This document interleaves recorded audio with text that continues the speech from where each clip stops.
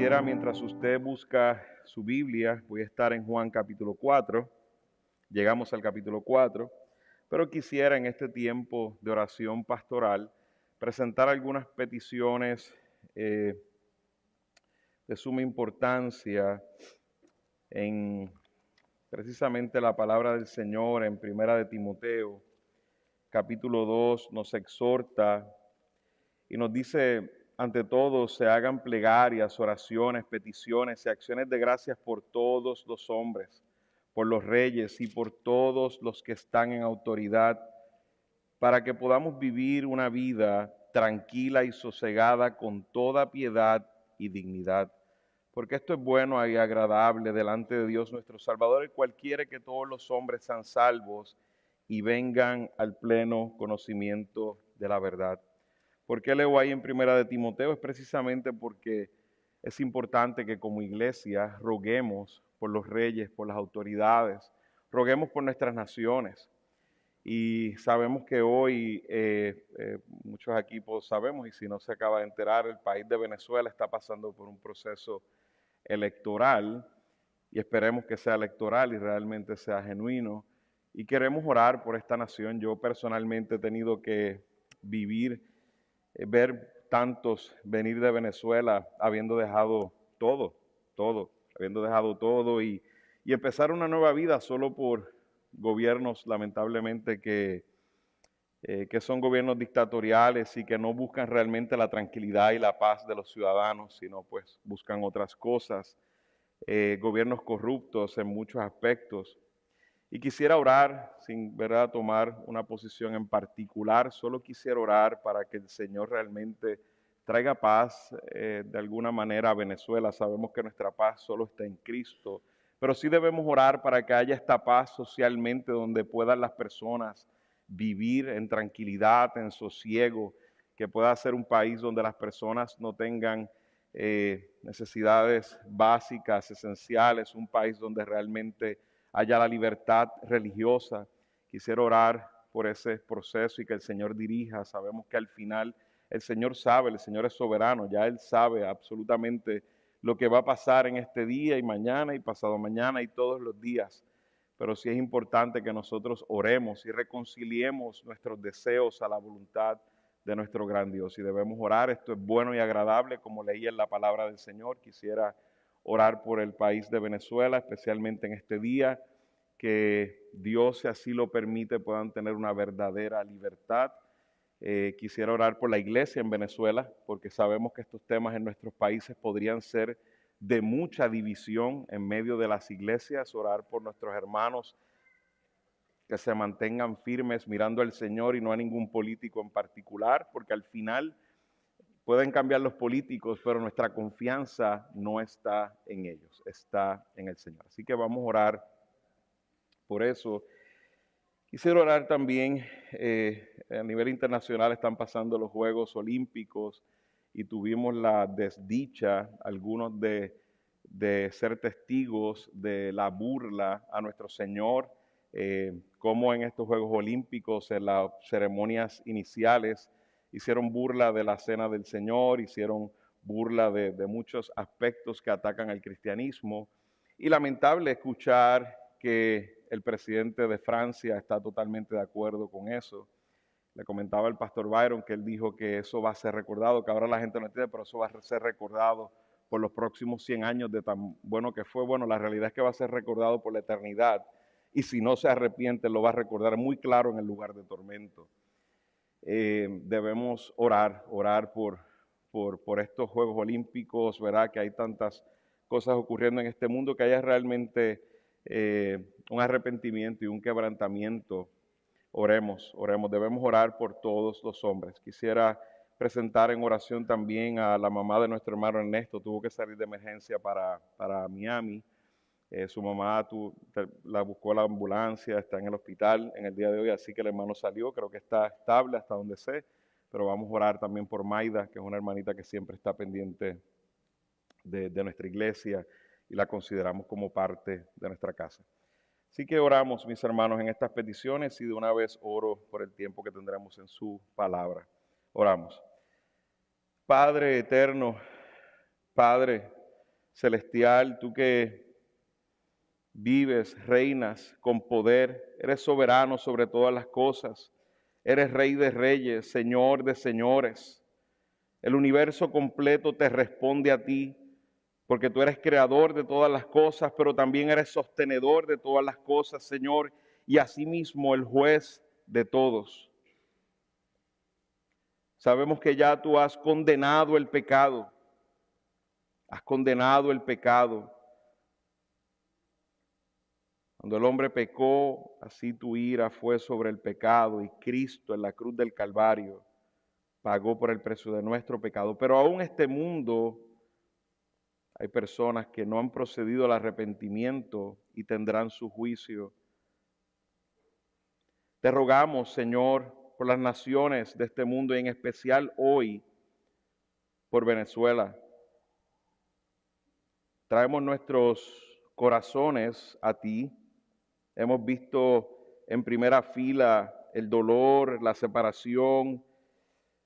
Hemos visto las circunstancias que puede traer un gobierno que no te honra, un gobierno que ha traído mucho dolor a esta nación, Señor. Y tenemos aquí muchos hermanos, igual en todos los Estados Unidos, muchos que han sufrido esto, Señor. Te ruego, Padre, que sea, Señor, cual sea tu determinación en cuanto a Venezuela, tengamos corazones tranquilos y en paz de que tú estás en control, Señor. Te rogamos que a nuestros hermanos ahí en Venezuela tengan su confianza puesta en ti y no en los gobernantes. Padre, pero te rogamos que sean diligentes haciendo lo correcto, eligiendo un presidente, utilizando la prudencia que nos da la Escritura, Señor. Te pedimos que, Señor, permitas que Venezuela, por tantos años sufriendo de tantas cosas, Señor, puedan experimentar una sociedad en tranquilidad, que se pueda vivir de manera sosegada, tranquila, en paz, que se pueda tener una verdadera libertad religiosa. Te lo ruego, Señor. Cuida a nuestros hermanos ahí. Tenemos muchos hermanos pastores fieles, amados hermanos. No permitas que este proceso los divida, Señor, sino que los una en fila en ti, Señor, confiando en ti. Te ruego por mis hermanos, Señor, ten misericordia. Ten misericordia de esta nación, Padre. Te lo pedimos. Sabemos que todo lo que ha pasado tú lo has permitido para tu gloria y para el bien de tu pueblo. Señor, muestra tu poder, muestra tu gloria en medio de todos estos procesos, Señor. Permite que estos hombres, Señor, tengan un arrepentimiento, que deseen la verdad. Rompe sus corazones de piedra, transfórmalos en corazones de carne. Ten misericordia de ellos, Señor. Y permite que ninguno de tus hijos, Señor, tenga un corazón diferente, que no desee que estos hombres que han hecho tanta maldad se arrepientan delante de ti, Señor, y que vengan a la verdad. No permitas que el dolor nos haga ver otras cosas y nos haga buscar, Señor, venganza ni nada de ese tipo, Señor, sino que oramos para que tú tengas misericordia de ellos. Ellos necesitan un Salvador, ellos necesitan a Cristo. Te rogamos que abra sus ojos en medio de todos estos procesos, Padre. Y sea quien sea que gane, Señor, yo te ruego que permitas que Venezuela pueda vivir en paz, en tranquilidad, Señor. Te lo ruego, Padre. Padre, mira estas escenas que hemos tenido que presenciar, Señor, las cuales están todas presentes delante de ti, con mejores detalles de lo que nosotros tenemos, con los corazones perversos que las planificaron y que las pusieron delante de todo el mundo, haciendo mofa de tu Hijo amado. Señor, ten misericordia, ten misericordia. No saben lo que hacen, Señor. Ten misericordia. Tú eres fuego consumidor. Ten misericordia. Están perdidos en su pecado. Envía heraldos tuyos en medio de ellos, Señor. Permite que podamos escuchar testimonios de tu misericordia, de tu gracia derramada en la vida de los tales. Te lo rogamos, Señor. Señor, sabemos que tuya es la venganza. Y un día todo estará claro para todos, Señor, porque sabemos que Jesús es el Señor. Y un día toda rodilla será doblada ante su presencia. Los que lo adoramos y aún los que lo rechazan y se mofan de él, sus rodillas serán dobladas ante su presencia por la eternidad, Señor. Te rogamos que permitas que, Señor, podamos ver testimonios de tu misericordia en medio de toda esta situación. Te rogamos también, Señor, por la hermana Maida, Padre, que está en el hospital.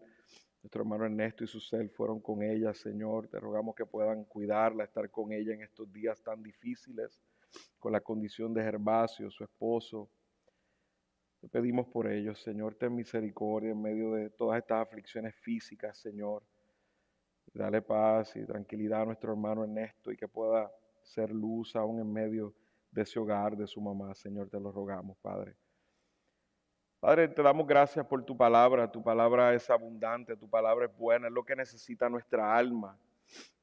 Y en este momento deseamos esa leche espiritual, deseamos esa agua viva de la cual estaremos hablando hoy, Señor. Deseamos a Cristo. Permite que todos nuestros corazones estén diciendo, dame a Cristo. Señor, necesitamos a Cristo cada día, cada minuto de nuestra vida. Y deseamos que a través de esta escritura, a través de este sermón, Señor, tengamos esa agua viva que brota en nosotros para vida eterna. Te lo rogamos, danos a Cristo, Señor. Danos entendimiento para conocerlo mejor, danos entendimiento para glorificarlo, edificarlo y ser exhortados en medio de la predicación de tu palabra. En el nombre de tu Hijo amado Jesucristo, en su nombre oramos. Amén. Bueno, mis hermanos, entonces hago lectura del capítulo 4, versículos 1 al 15, que va a ser la sección que vamos a tener hoy. De hecho, esta es una sección completa que va hasta básicamente el versículo 42. Vemos esta cita divina con la mujer samaritana. Quisiera leer por lo menos hasta el 15. Vamos a dividir esto en 4 sermones. Queremos absorber lo más posible de esta sección, de esta cita divina que tuvo el Señor Jesús con la mujer samaritana. Dice la palabra del Señor en el capítulo 4, por tanto, cuando el Señor supo que los fariseos habían oído que él hacía, que habían oído que él hacía y bautizaba más discípulos que Juan, aunque Jesús mismo no bautizaba sino sus discípulos, salió de Judea y se fue otra vez para Galilea, y él tenía que pasar por Samaria. Llegó pues a una ciudad de Samaria llamada Sicar, cerca de la parcela de tierra que Jacob dio a su hijo José, y allí estaba el pozo de Jacob. Entonces Jesús, cansado del camino, se sentó junto al pozo. Era cerca del mediodía. Una mujer de Samaria vino a sacar agua y Jesús le dijo, dame de beber. Pues sus discípulos habían ido a la ciudad a comprar alimentos. Entonces la mujer samaritana le dijo, ¿cómo es que tú siendo judío me pides de beber a mí que soy samaritana? Porque los judíos no tienen tratos con los samaritanos. Jesús le respondió, si tú conocieras el don de Dios y quién es el que te dice, dame de beber, tú le habrías pedido a él y él te hubiera dado agua viva. Ella le dijo, Señor, no tienes con qué sacarla y el pozo es hondo. ¿De dónde pues tienes esa agua viva? ¿Acaso eres tú mayor que nuestro padre Jacob, que nos dio el pozo del cual bebió él mismo y sus hijos y sus ganados? Jesús le respondió, todo el que beba de esta agua volverá a tener sed, pero el que beba del agua que yo le daré no tendrá sed jamás, sino que el agua que yo le daré se convertirá en él en una fuente de agua que brota para vida eterna. Señor, le dijo a la mujer, dame esa agua para que no tenga sed ni venga hasta aquí a sacarla. Juan el apóstol, autor de este evangelio, como hemos mencionado en las predicaciones anteriores, tiene como propósito confirmar que Jesús es el Cristo, es el Hijo de Dios. Juan entendía el peso y la importancia de presentar la evidencia que confirma la autoridad de Jesús, que autentifica quién es Jesús.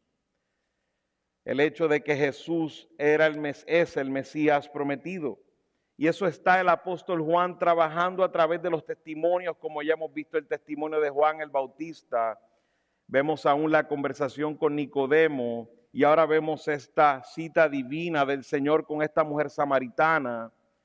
Nos presenta y autentifica quién es verdaderamente Jesús.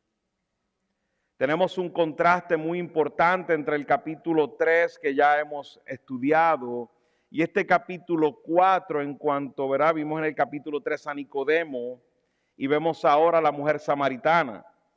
Es interesante que cuando vemos a Nicodemo, maestro de Israel, moralmente respetado por todos, un hombre con todo conocimiento intelectual y demás, podríamos decir, viene a donde Jesús porque se da cuenta de lo que está pasando y ve que es algo que viene de Dios, por los milagros, las señales y demás.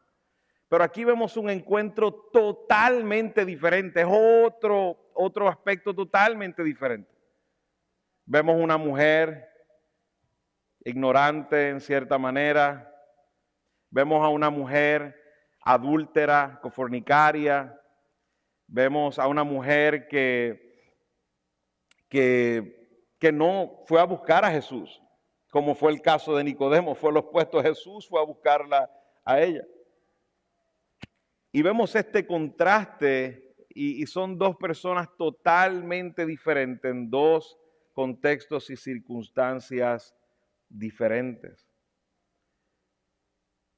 Y en esta sección completa, si miraríamos todos los versículos hasta el 42, el punto principal se encuentra precisamente en ese versículo 26, donde la mujer le dice, sé que el Mesías viene, el que es llamado Cristo, cuando Él venga nos declarará todo. Jesús dijo, yo soy el que habla contigo. Jesús está con Nicodemo, maestro de Israel, acceso al Sanedrín, que es el grupo de sacerdotes que dirigía la nación, el grupo de sacerdotes que tenía acceso al templo, y no va y decide ir y presentarse como el Mesías delante de ellos. Sin embargo, le declara a esta mujer samaritana, sí, yo soy aquel que espera, yo soy el Mesías, yo soy ese de quien estás hablando. La pregunta es, ¿por qué Jesús no hizo esta declaración en el templo de Jerusalén? Esto nos muestra una gran verdad en cuanto a la salvación. Jesús es el Salvador del mundo y no solo de los judíos. Era un mensaje muy claro, contundente a su audiencia. Dios en cuanto a la salvación no hace acepción de personas, como nos dice Romanos 2:11. Vamos a ver este encuentro con la mujer samaritana. Como he dicho, lo voy a dividir en 4 partes. Vamos a ver hoy del versículo 1 al 15.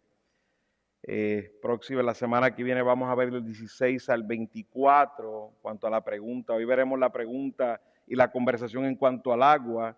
Del 16 al 24 veremos el asunto de la adoración, una pregunta en cuanto a la adoración. Veremos también el 25 y el 26 en la declaración de que Jesús es el Mesías. Y finalmente del 27 al 42 veremos el testimonio de la mujer samaritana. La razón de esta narrativa dividirla en 4 partes es que podamos absorber todos los detalles en cuanto a esta conversación evangelística y los resultados de esta conversación evangelística de nuestro Señor Jesús. Pero en la sección de hoy, en estos versículos 1 al 15, el tema es el pozo de la vida eterna. Es esa agua viva de la que está hablando Jesús a la mujer samaritana. El ser humano puede aguantar hasta 6 semanas sin comer, pero no puede permanecer más de una semana sin agua. El agua es el componente principal de nuestro cuerpo. Representa aproximadamente del 50 al 70% de nuestro peso corporal. O sea que yo con tranquilidad y paz le puedo decir que mi problema de obesidad es un problema de agua.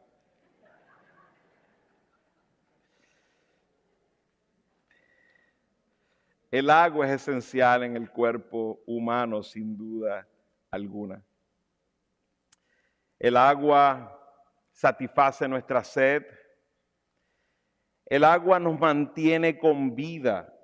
Vemos que es algo esencial que necesitamos para mantenernos viviendo. Muchos de nosotros, probablemente algunos sí, no lo sé, pero la mayoría de nosotros estoy seguro que no hemos enfrentado un tiempo donde nos sentimos que nos vamos a morir por falta de agua.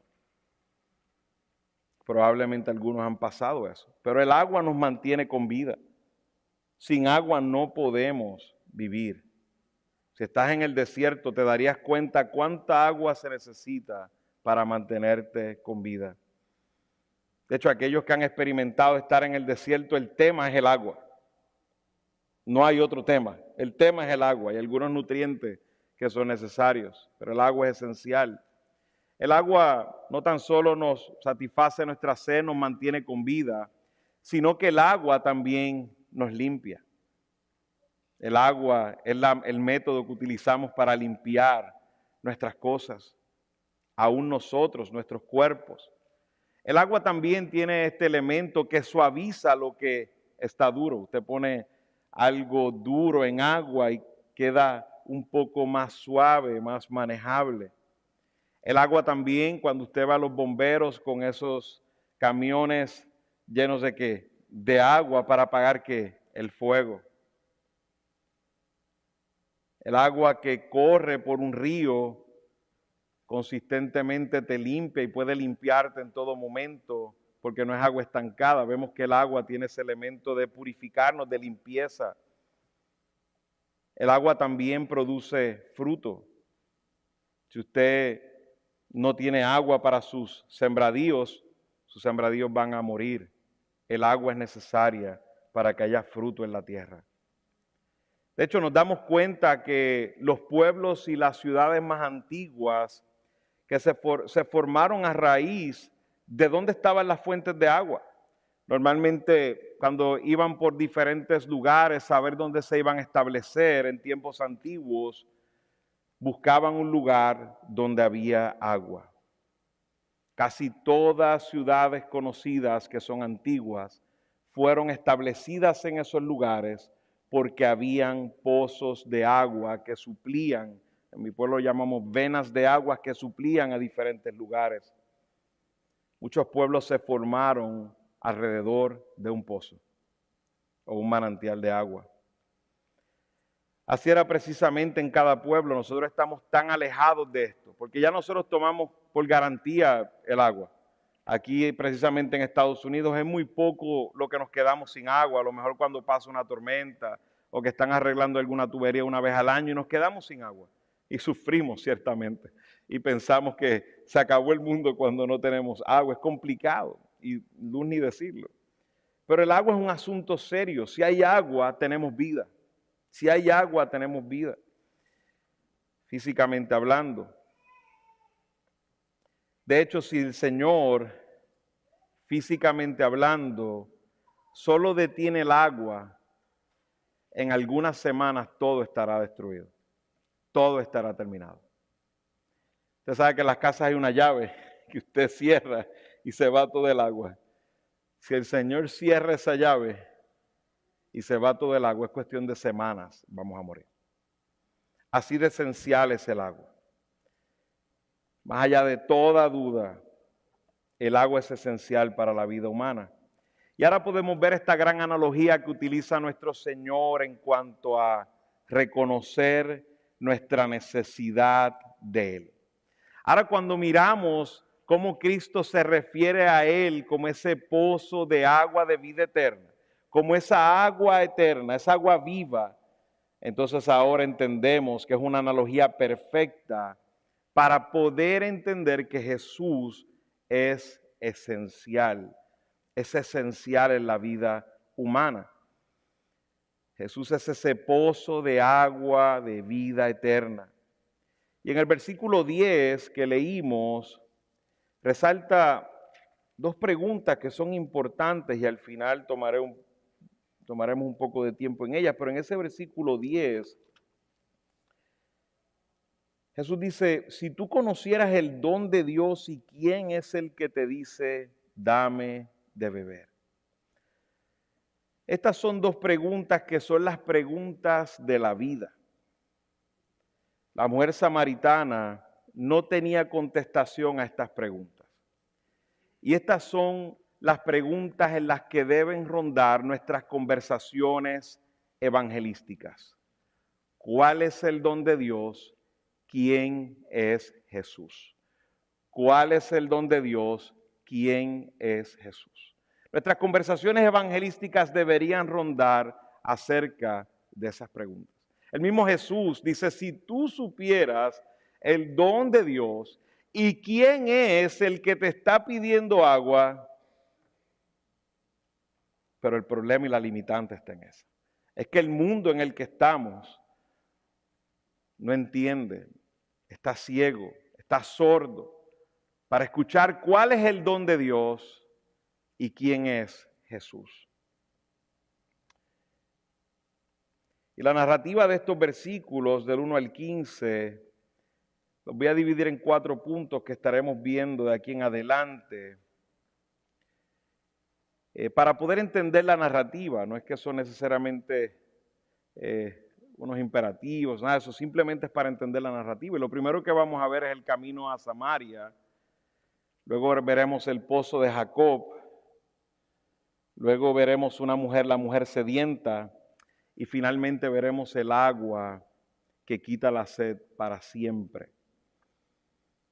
Y en los versículos 1 al 4 nos narra y nos habla un poco del contexto, de la situación donde está Jesús en este momento. Y lo primero que vemos es en cuanto a los fariseos. Vemos que en cuanto el Señor supo que los fariseos habían oído que Él hacía y bautizaba más discípulos que Juan, salió, como más adelante salió de Judea. Vemos que los fariseos, a diferencia de Juan el Bautista, como predicamos hace unas semanas atrás, Juan el Bautista era un ministro fiel. Juan el Bautista deseaba disminuir para que Cristo fuera exaltado. Pero vemos ahora el contraste con los fariseos, ¿verdad? Vemos cuando los discípulos de Juan el Bautista le dijeron, se están yendo detrás de Jesús. Y Juan el Bautista dice, pero es que si yo soy el amigo del novio, pero de eso se trata mi ministerio, de que se vayan con Jesús. Vemos que él no quería la gloria para él, quería que Cristo fuera glorificado. Pero vemos cómo, lo he representado como el camino a Samaria, vemos cómo los fariseos, cuando se enteraron que los discípulos iban hacia él, entonces ahora sus corazones se dañaron totalmente porque querían la gloria, el beneficio para ellos. Ahí vemos cómo se ve un ministro fiel, un ministro infiel. Un ministro infiel cuando la gloria los ojos se van de él, entonces ahora busca cómo hacer que los ojos vuelvan a él, porque su ministerio se trata de ellos y ese era el problema de los fariseos. Los fariseos estaban sentados en la cátedra, estaban enseñando al pueblo, se las daban de que conocían absolutamente la ley en todos los aspectos, se las daban de morales, todos esos temas, pero lo único que estaban buscando eran elogios y fanfarria para ellos y sus corazones orgullosos. Y esto es de lo que se está saliendo Jesús de Judea, porque Jerusalén era una ciudad agitada y todavía su tiempo no había llegado. Todavía su tiempo no había llegado y Jesús sale de Judea para ir a Galilea. Vemos claramente, y lo vimos en unos domingos atrás, Jesús no estaba bautizando personalmente, sino sus discípulos. Jesús estaba predicando el arrepentimiento, el evangelio, y estaba llamando al pueblo a que se bautizara como Juan el Bautista, que era el último de los profetas, dio un mandato de parte de Dios para que se bautizaran en señal de la preparación del camino para el Mesías. Pero Jesús personalmente no estaba bautizando y tenemos un testigo de primera fila, tenemos un testigo que es Juan, que estaba con él. Pero aquí vemos cómo los falsos, en este caso los fariseos, que es algo ridículo que toda su teología, todo lo que ellos enseñaban, todo lo que hablaba el Antiguo Testamento era acerca del Cristo, del Mesías que vendría. Y ahora el Mesías estaba delante de ellos y lo que querían era matarlo. Lo que querían era eliminarlo del medio. Vemos cuando en Juan capítulo 11, más adelante, vemos las conversaciones entre ellos, que estaremos luego estudiando esta porción. Dice entonces los principales sacerdotes y los fariseos convocaron un concilio y decían: ¿qué hacemos? Porque este hombre hace muchas señales. Fíjese, y en vez de decir, bueno, debe ser alguien de Dios porque hace muchas señales, no, mire lo que dijeron. Dijeron, si lo dejamos seguir así, todos van a creer en él y los romanos vendrán y nos quitarán nuestro lugar y nuestra nación. Pero uno de ellos, Caifás, aparentemente el más inteligente, que era sumo sacerdote ese año, le dijo, ustedes no saben nada. Yo creo que él tampoco, pero por lo menos sabía cómo hacer el mal mejor que ellos. Dicen, y tienen en cuenta que les es más conveniente que un hombre muera por el pueblo y no que toda la nación perezca. Ciertamente estaba diciendo eso porque uno solo moriría, el Salvador. Dice, ahora bien, no dijo esto de su propia iniciativa, sino que siendo el sumo sacerdote ese año, profetizó que Jesús iba a morir por la nación, y no solo por la nación, sino también para reunir en uno a los hijos de Dios que están esparcidos. Así que desde ese día planearon entre sí matar a Jesús. O sea, vemos el corazón de los fariseos, vemos el corazón de aquellos que representaban al Dios verdadero supuestamente en la tierra. Eran hipócritas, estaban perdidos en religiosidad, perdidos en la corrupción. Y por eso Jesús sale de Judea, porque al enterarse iba a crear más una condición en Jerusalén que no era la esperada para ese momento, que luego sabemos que surgió de todas maneras. Ese era el plan, era el plan de Dios, que era así, pero no era el momento todavía. El versículo 3 nos habla de que salió de Judea y partió otra vez para Galilea. Cuando nosotros miramos el mapa de esta región y miramos dónde está Judea, que es la región completa, donde está la ciudad de Jerusalén, Galilea está arriba, en el norte, pero en el mismo medio está Samaria, o sea, está Judea, Samaria, Galilea. Entonces, cuando usted mira la ruta, usted dice, bueno, pues lo más prudente es pasar por Samaria directamente para poder llegar en una línea recta. Pero la mayoría de los judíos no hacían eso. Los judíos se iban por la costa, tenían que ir lejos, caminar muchos kilómetros más, y no era en avión ni en carro, era caminando, iban por la costa para no tocar lo menos posible de la tierra de Samaria. Habían otros que iban por otra región, que era la región de Perea, y subían a Decápolis y por ahí llegaban a Galilea. Eran kilómetros y kilómetros de más que caminaban para no pisar la tierra de Samaria. La ruta más cerca, sin duda, era cruzar Samaria por el medio. El versículo 4 nos dice, él tenía que pasar por Samaria. ¿Por qué tenía que pasar por Samaria? ¿Qué significa que tenía que pasar por Samaria? De hecho, en la Reina Valera nos habla de que era necesario pasar por ahí. Y cuando Juan nos presenta esta palabra que se utiliza para que se traduce como tenía, normalmente nos está hablando de algo, normalmente en su evangelio nos habla de algo que tenía que pasar en la agenda divina, tenía que pasar en la agenda divina. Y eso lo vemos a través de todas las evidencias que hay en el evangelio de Juan, cuando nos dice, por ejemplo, es necesario nacer de nuevo. Vemos, ¿verdad?, que es algo obligatorio. Esa palabra implica obligación. Jesús tenía que pasar por Samaria. Y podemos llegar a conclusiones de por qué tenía que pasar por Samaria. Bueno, podríamos llegar a lo mejor a 3 conclusiones. Era la ruta más cerca y tenía prisa para llegar a Galilea. La otra razón sería que estaría más protegido caminando por Samaria, porque nadie lo perseguiría en Samaria y los judíos se acaban de enterar de que, ¿verdad?, querían atacarlo y probablemente el área más segura para que los judíos no llegaran era Samaria. Pero realmente cuando nosotros miramos el contexto nos damos cuenta que hay una razón más poderosa que esa. Y es una cita divina que tenía Jesús con esta mujer en Samaria. Hermanos, el Evangelio de Dios no es solo para los judíos, sino para todos, incluyendo los samaritanos. Como yo sé que hoy aquí algunos tienen una cita divina con el Señor. Y cuando nosotros miramos Samaria y qué pasaba con esta tensión entre Samaria y los judíos, porque es que Samaria ningún judío trataba de pasar por ahí, había esta animosidad entre ellos.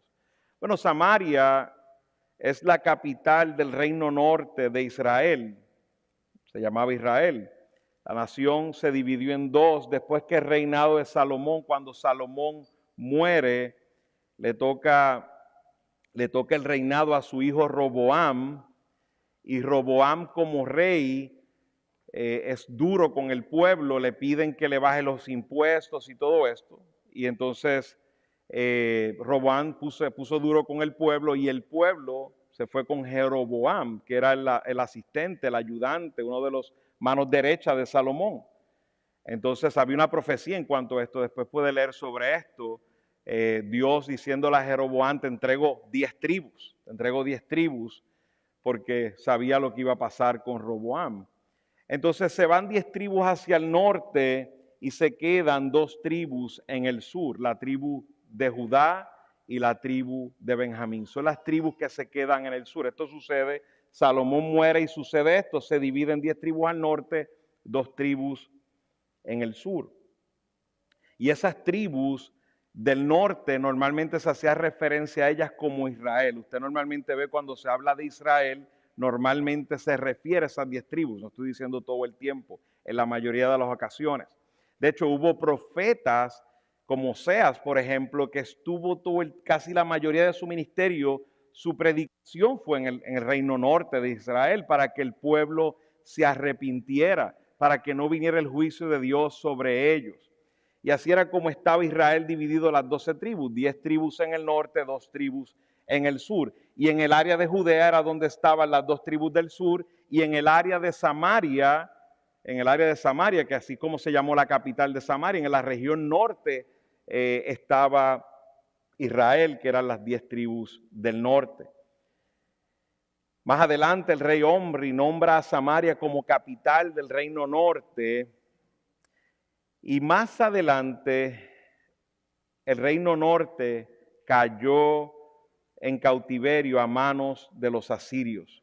Asiria invade a esa tierra donde están las 10 tribus de Israel. Y una de las cosas interesantes que hacían los asirios, habían diferentes estrategias de cómo colonizar una tierra. Por ejemplo, usted ve los babilonios más adelante, esto fue antes de los babilonios, pero para que vea cómo funcionaba, los babilonios cuando estaban en una tierra en particular y la querían conquistar y demás, se traían a los mejores para su país. Por ahí vemos el caso de Daniel, vemos el caso de los 3 jóvenes, se traían a los mejores, o sea, dejaban sin talento a esa nación. Se los traían, los educaban en Babilonia y luego los traían educados para que pudieran traer todo lo que aprendieron en Babilonia. Pero los asirios eran diferentes.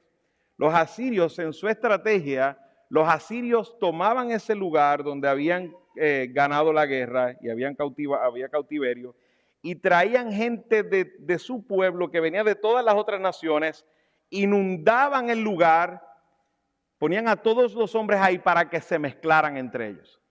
Ahora había una asimilación total, no había manera de cómo quedar libre, porque entonces si tú traes a todo tu ejército, traes a todo, entonces empiezan a casarse los hijos unos con los otros y demás, y eso fue exactamente lo que pasó a las 10 tribus de Israel, y fue lo que pasó en Samaria. Se empezaron a casar entre asirios y judíos, y de ahí empezó la gran ruina. Los samaritanos no eran bienvenidos en Jerusalén, los consideraban de lo peor, de lo peor.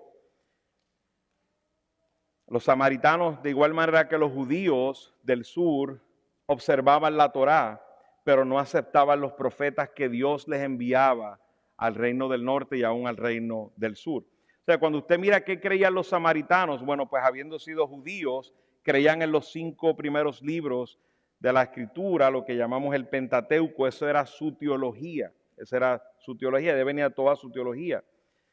Entonces los reyes de Samaria, al no ser admitidos por esta mezcla en el monte Sión, en el templo en Jerusalén, los samaritanos construyeron un templo en el monte Gerizim, ya que no eran aceptados en Jerusalén. Ellos adoraban al Dios de Israel, aparentemente sabemos que con todas estas falsas, ¿verdad?, ceremonias y demás, pero ellos decían adorar al Dios de Israel. Imagínense cuando Jesús hizo la parábola del buen samaritano. Imagínense y acuérdense por un momento el contexto de la parábola del buen samaritano. Un hombre estaba medio muerto, viajaba por ahí un sacerdote de los judíos, lo vio, ni se desvió, siguió de largo. Vino un levita de la tribu, ¿verdad?, de Leví, de los sacerdotes, lo miró también y siguió. Y un samaritano que vino, cuidó y tomó al prójimo y tomó al hombre y lo sanó y lo curó. Y Jesús puso al samaritano en este lugar y a los sacerdotes en este lugar. Querían matarlo después de eso. Ahora cuando entendemos ese contexto, todo este contexto, entendemos cuán difícil era la conversación entre un judío y un samaritano.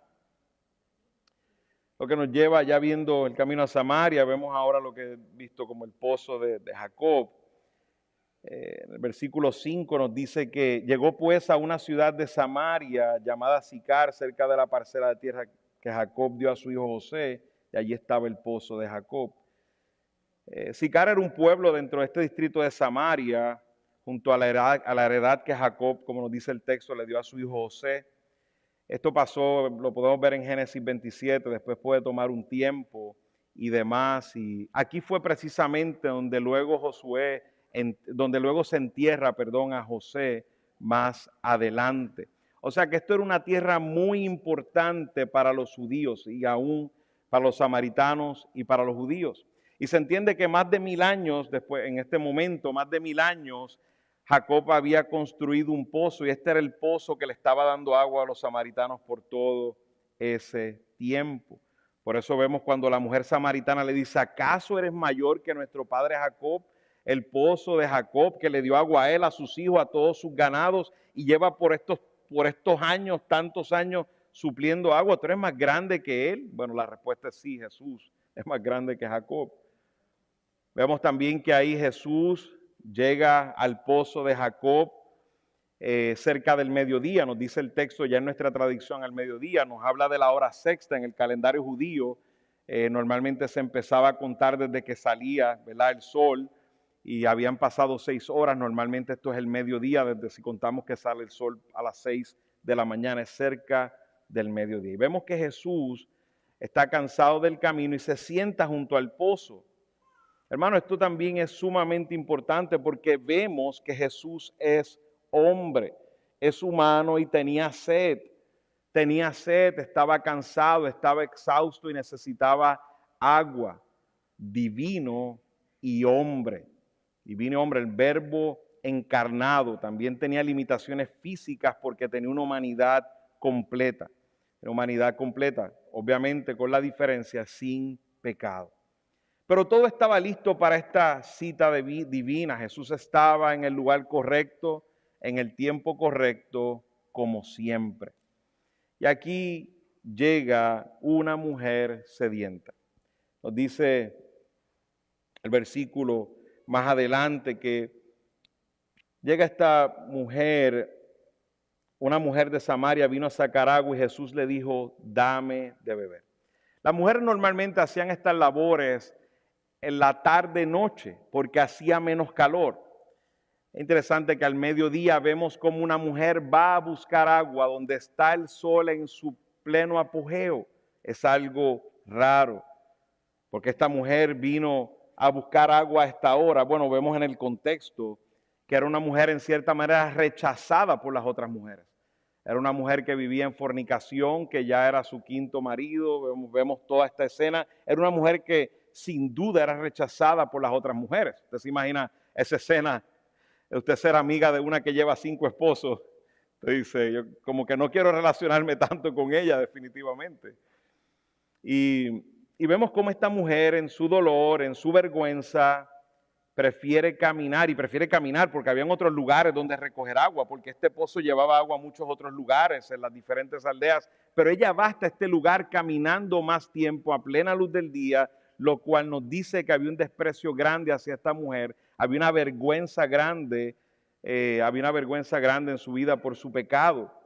Y vemos cómo Jesús con un verbo imperativo le dice, dame de beber. Jesús está solo en el pozo, como nos dice el texto más adelante, sus discípulos se habían ido a comprar alimentos y ella recibe estas palabras totalmente estupefacta, sorprendida. Dice, ¿cómo es que tú, un judío, me pides de beber? Lo primero que Jesús estaba haciendo de una manera totalmente irregular era un hombre hablando de una mujer. Un hombre hablando de una mujer en ese tiempo era algo que no era normal. Los hombres no hablaban a otras mujeres. No era algo de esa manera, a menos que fuera un grupo con su esposo en el lugar, o su padre, o su familia. No era normal eso, pero encima de eso, además de eso, es un judío. Jesús vestía como judío. Y la manera de vestir decía que probablemente era un rabino también. Para ella fue algo alarmante. Este hombre solo hablándome a mí, y encima de eso es judío y parece que es una persona de prominencia. Esto rompía todos los moldes de este momento, de este contexto que usted podría imaginar. De hecho, el versículo 27, más adelante, que lo estudiaremos más adelante, los discípulos cuando llegan se admiraron de que hablara con una mujer. Estaban admirados, estaban estupefactos de que esto estuviera pasando. ¿Cómo tú siendo judío me pides a mí de beber? Esto fue aún más sorprendente para ella, porque Jesús, como vemos más adelante, no tenía nada con que tomar agua, no tenía un vaso, no tenía nada, no tenía nada para tomar el agua. O sea que cuando Jesús le está pidiendo de beber, está diciendo, y según el contexto dice, la mujer se sorprende aún más, porque entre los samaritanos y los judíos no compartían utensilios. No podían compartir utensilios porque ellos los miraban como inmundos y los miraban de una manera totalmente desagradable y más nunca utilizarían un utensilio de un samaritano. O sea que encima de que es hombre, encima de que es judío, dice, también me está pidiendo de beber de mi cántaro para que él beber de mi cántaro. Totalmente fuera de todos los parámetros que ella podía tener en su mente. Esta frase de que los judíos no tienen trato con los samaritanos, tenemos que mirarlo estrictamente en el contexto de compartir utensilios entre ellos, porque está comprobado que en este tiempo hacían negocios entre los samaritanos y los judíos. O sea, no podemos tomar esto como algo general de que no había ninguna conversación entre ellos ni nada, no, habían negocios entre ellos. Pero los utensilios, eso era algo que no podían hacer. La manera en que habían impartido la religión, los rabinos y todo eso, no podían para nada hacer eso. Era algo totalmente inmundo para ellos. Vemos cómo los judíos estaban tan perdidos en su religión judaica y la tradición rabínica que habían perdido la misericordia por sus vecinos. Así, eso es lo que vemos en este encuentro. Vemos que se había perdido toda misericordia hacia sus vecinos.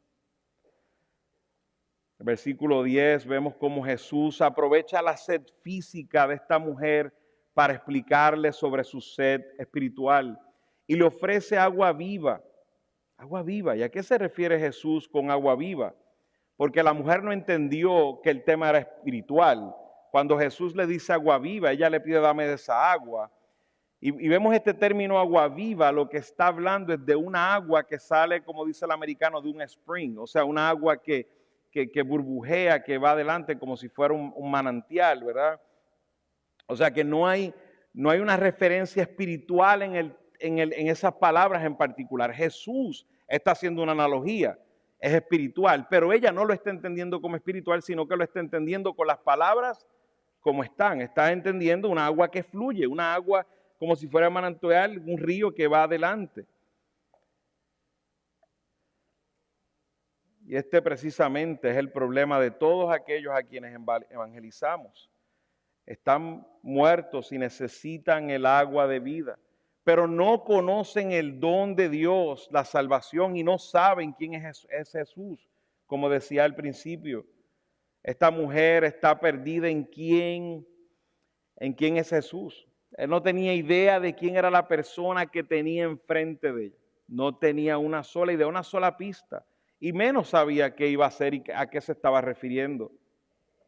Y asimismo vivimos, mis amados hermanos, en un desierto, y la agonía de aquellos que están a nuestro alrededor por su sed les hace imposible ver la necesidad del agua viva que solo hay en Cristo. De la misma manera que esta mujer no podía entender a Cristo, asimismo es en el mundo en que nosotros vivimos.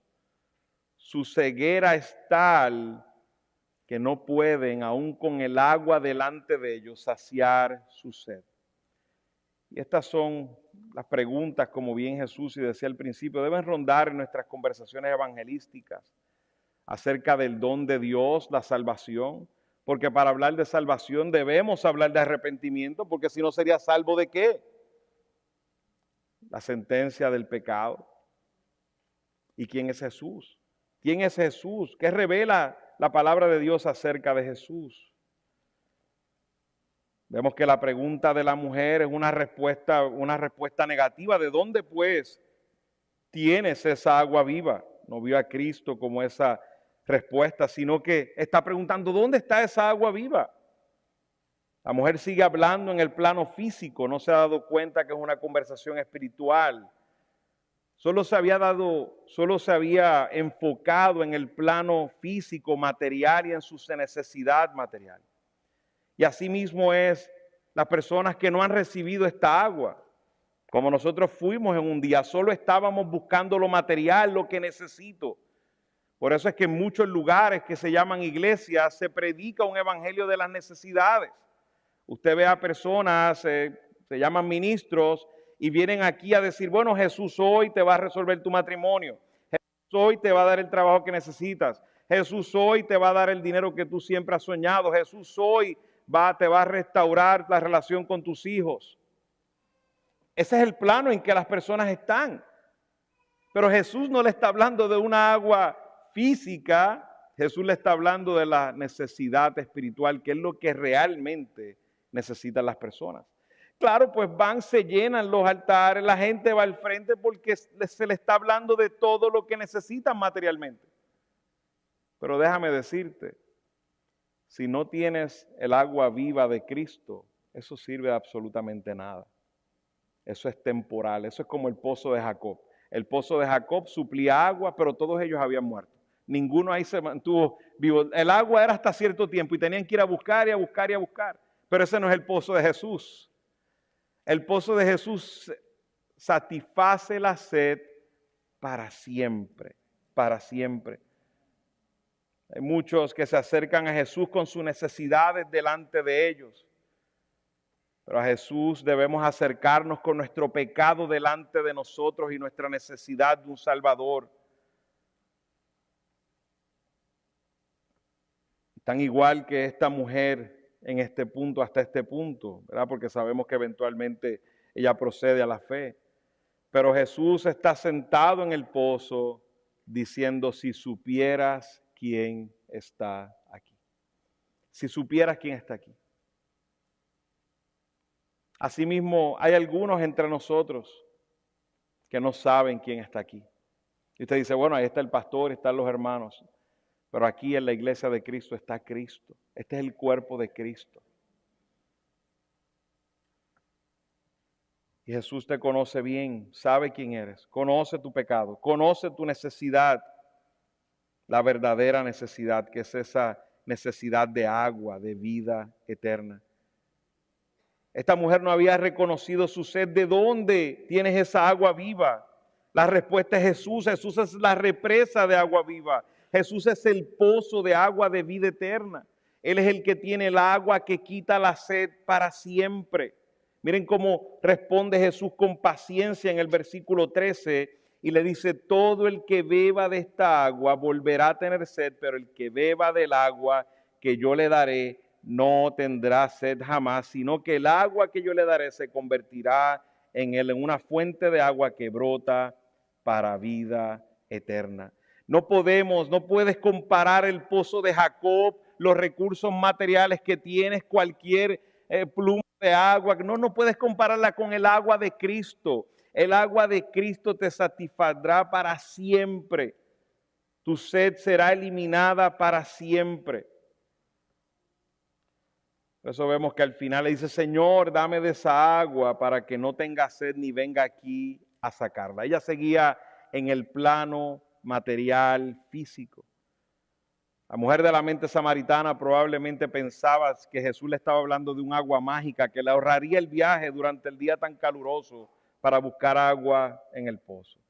Pero Jesús le estaba hablando de la fuente de agua que brota para vida eterna. Aquí Jesús está haciendo una analogía claramente. No hay ningún recurso material que sea infinito. Todos ellos murieron los que tomaron de esa agua, incluyendo a Jacob. Todas las cosas en la tierra tienen límites en cantidad. Todos los recursos en el mundo pueden resolver algo por un tiempo, pero solo Jesús puede proveer lo que ningún ser humano puede proveer. Satisfacer la sed para toda la eternidad. Y dice el versículo 14 que aquel que toma esa agua se convertirá en él en una fuente de agua que brota para vida eterna. Esto significa, y puede ser un poco confuso entenderlo si no tenemos otros versículos para entenderlo, pero esto no significa que nosotros somos la fuente de nuestra propia agua. Jesús está diciendo, si vienes a mí, daré agua de vida que brotará de ti. Se convertirá en él ¿verdad? Vemos ahí una preposición en referencia al tiempo para vida eterna. Dentro de ti esta agua se perpetuará a la vida para siempre. Es básicamente lo que podemos traducir de lo que está diciendo. Pero lo explica Juan, el mismo apóstol Juan en el capítulo 7, versículo 37 al 39, que también lo veremos más adelante, pero lo voy a leer. En el último día, el gran día de la fiesta, Jesús puesto en pie clamó en alta voz, si alguien tiene sed, que venga a mí y beba. El que cree en mí, como lo ha dicho la Escritura, de lo más profundo de su ser brotarán ríos de agua viva. Y ahora vemos la explicación de esto. ¿Cómo es que brotan ríos de agua viva de nosotros? No es que somos la fuente, no es que dice, pero él decía esto del Espíritu, que los que habían creído en él habrían de recibir porque el Espíritu no había sido dado todavía, pues Jesús aún no había sido glorificado. Porque todo aquel que cree, el Espíritu Santo mora en nosotros y en el Espíritu Santo brotan ríos de agua viva en nosotros. Cuando Cristo nos da de su agua, nos sostiene en ese Espíritu para siempre y esa agua son como ríos que brotan de nosotros. Dios nos da vida dentro de nosotros.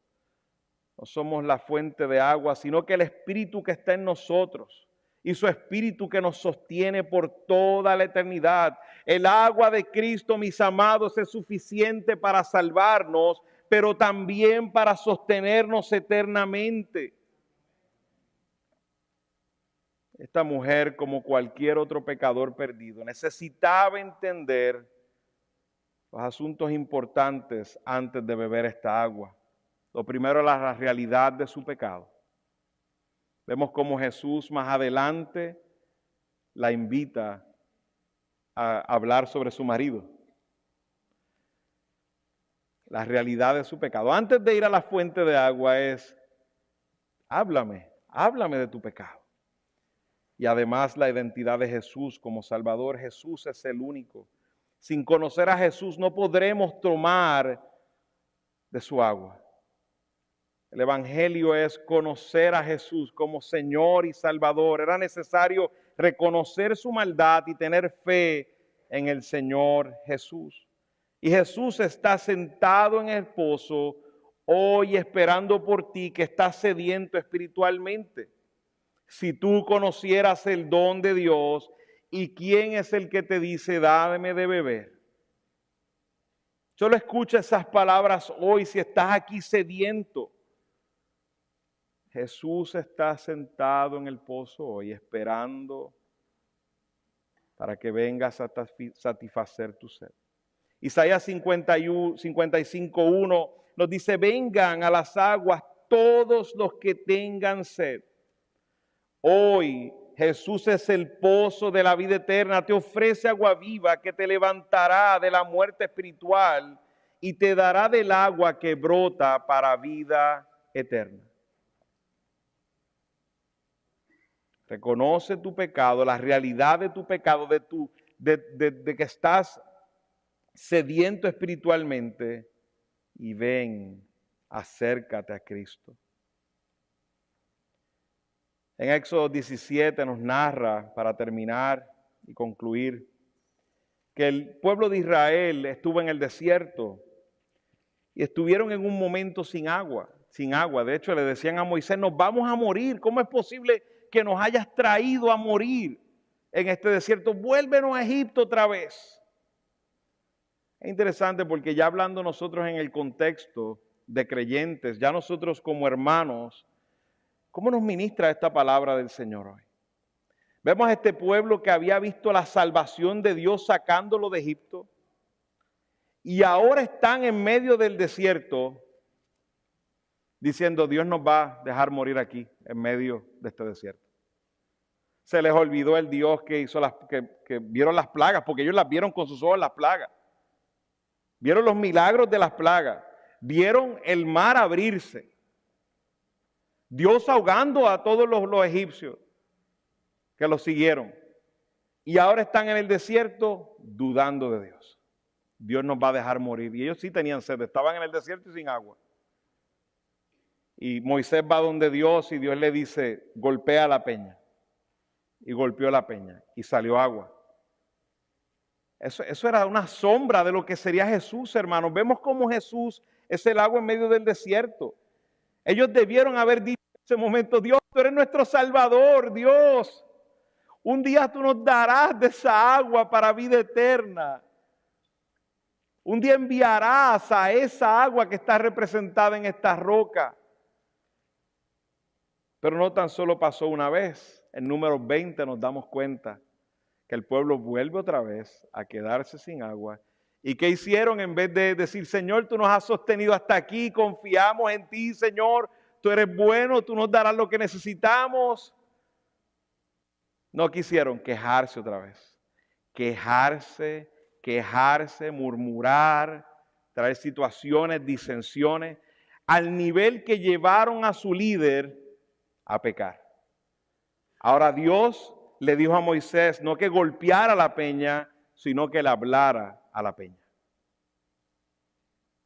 Y Moisés, a través de toda la murmuración del pueblo, toda la situación que había pesado, la queja, su pesar, su mismo pecado, fue tentado ¿a qué? A venir y golpear la peña. Yo quiero que usted vaya conmigo a 1 Corintios 10.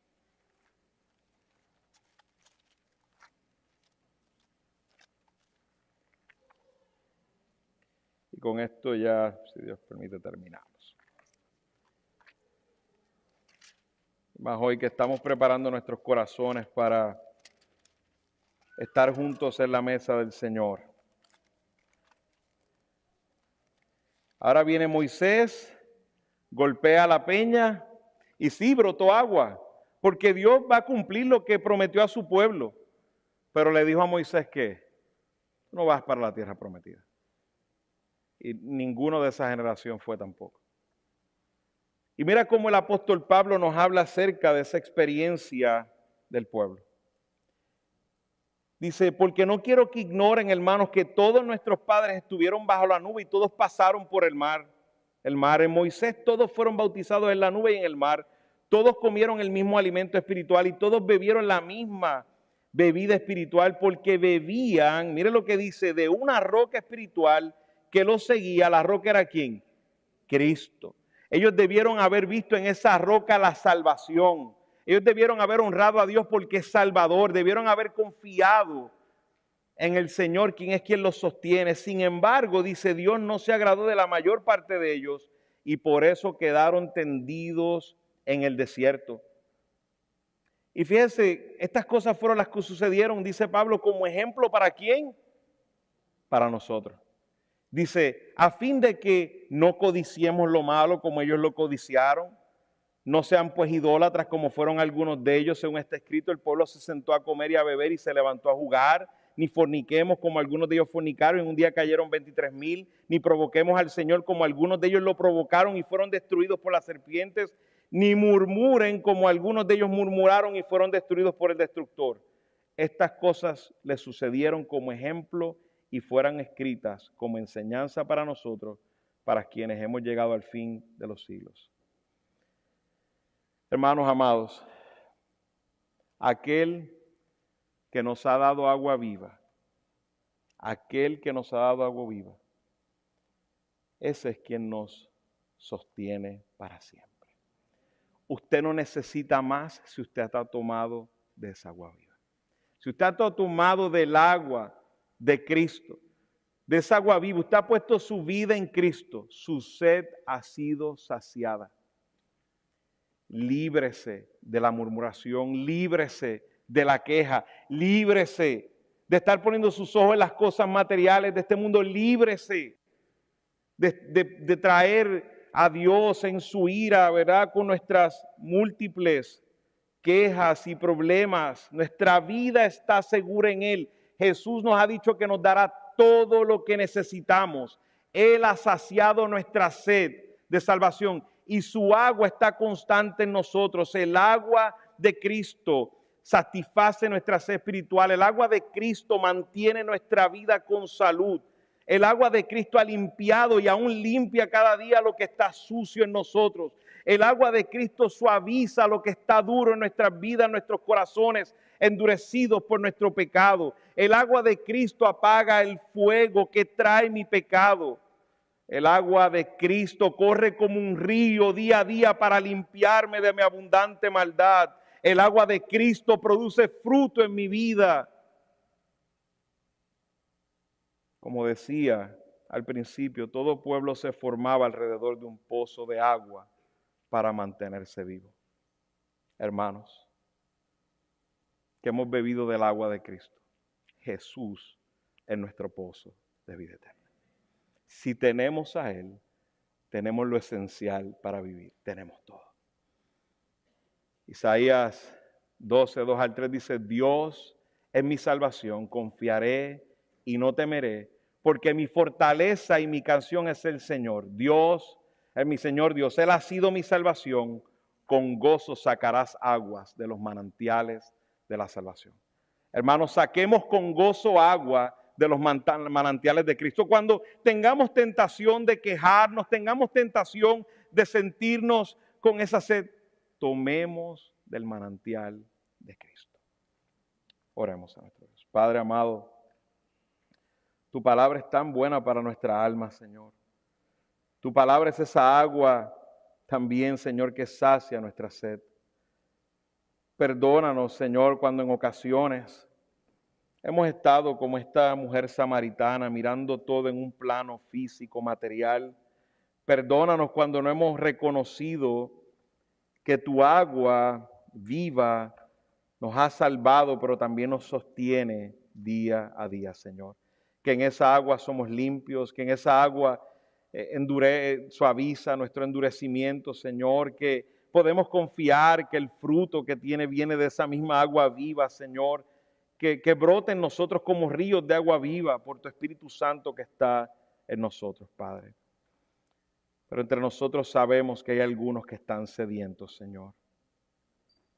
Señor, permite que hoy puedan venir y tomar agua del pozo de la vida eterna de nuestro Señor Jesucristo.